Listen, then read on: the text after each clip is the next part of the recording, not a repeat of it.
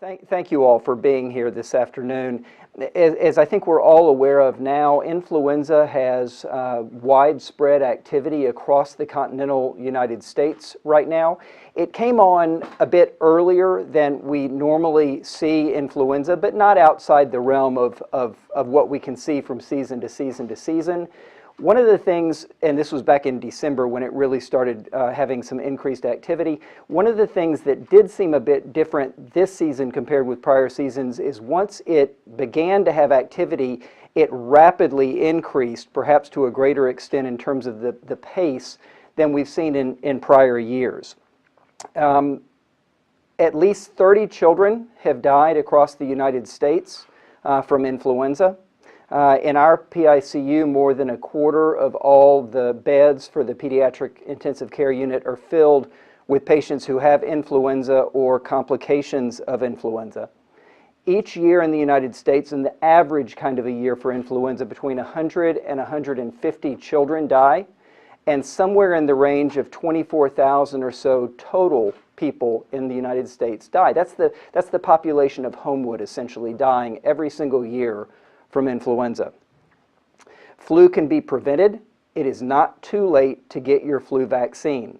There have been reports about lower effectiveness of the vaccine this season. We do not know that. I don't know where those reports have come from because the Centers for Disease Control and Prevention have not released data yet. They're still gathering data on how effective this particular season's influenza vaccine is.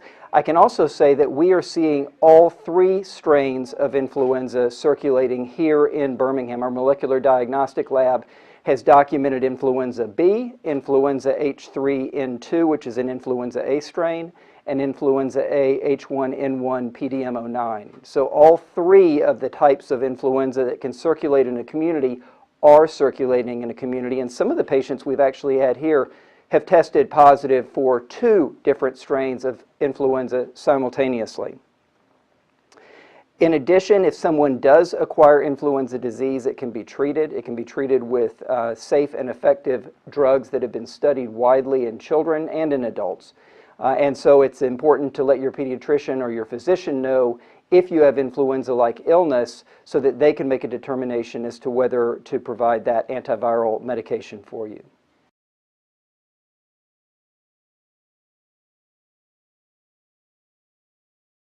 Last season was a milder season, so certainly this season appears more robust, more aggressive than the recent past.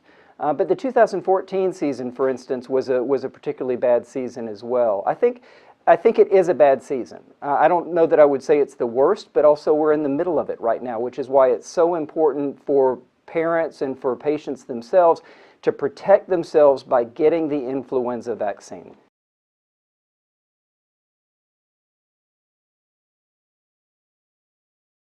The best way to prevent influenza is to get the influenza vaccine. So even if you're coming in contact with people, let's say you've not had the influenza vaccine and you're coming in contact with people with influenza, you should still get the flu vaccine. It's going to take a couple of weeks for it to fully kick in and give you that kind of protection.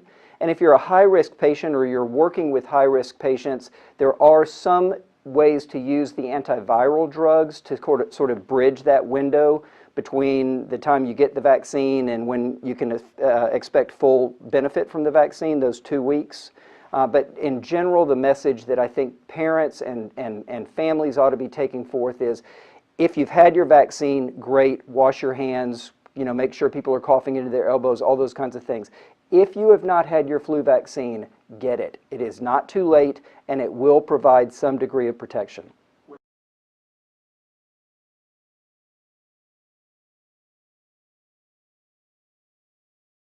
The only people that should get 2 flu vaccines in one season are children under 8 years of age who have not had flu vaccine before. Everyone else should get one, who's 6 months of age and older, should get 1 dose of flu vaccine during the season. So if you've had your vaccine in August or September, that's good. You don't have to get another dose. If you've not had your flu vaccine yet and we're in mid-January, get it now.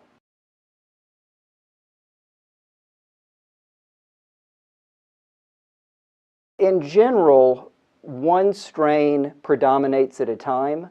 You can certainly see co-circulation with different strains of influenza. But in general, a predominant strain will hit for one part of the season, and then it's quite possible that another strain will come on later in the season.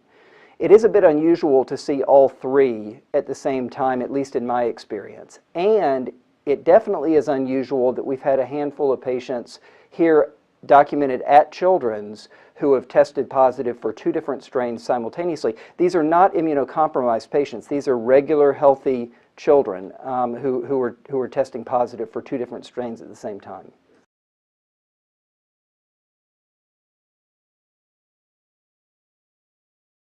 Flu seasons can stretch out over a number of months, and so even though this came on earlier, perhaps, it wasn't out of the range of early, but being in December, a lot of times it's more February, March when things really ramp up and peak. I think it's too soon to say whether we've peaked, and it's also too soon to say whether we're going to have a second peak. So that's why it's so important to protect yourself with the influenza vaccine, because we don't know whether we've already had the worst of it yet or not.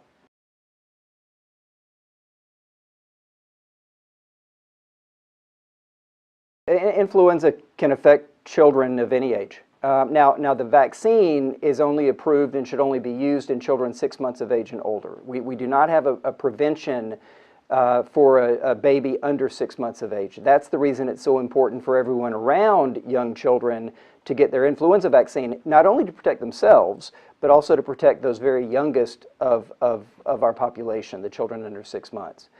Children under 2 years of age have very high rates of influenza-related complications and influenza hospitalization.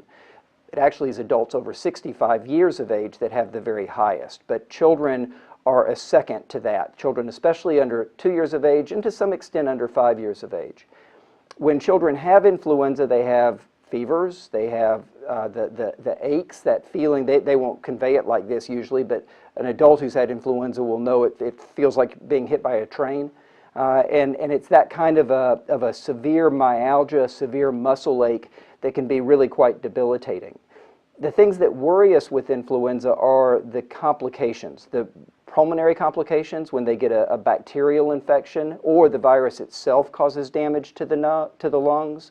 And then you can have pus develop if it's a bacterial infection. You can have pus develop between the lung itself and the chest wall that has to have a chest tube put in to drain.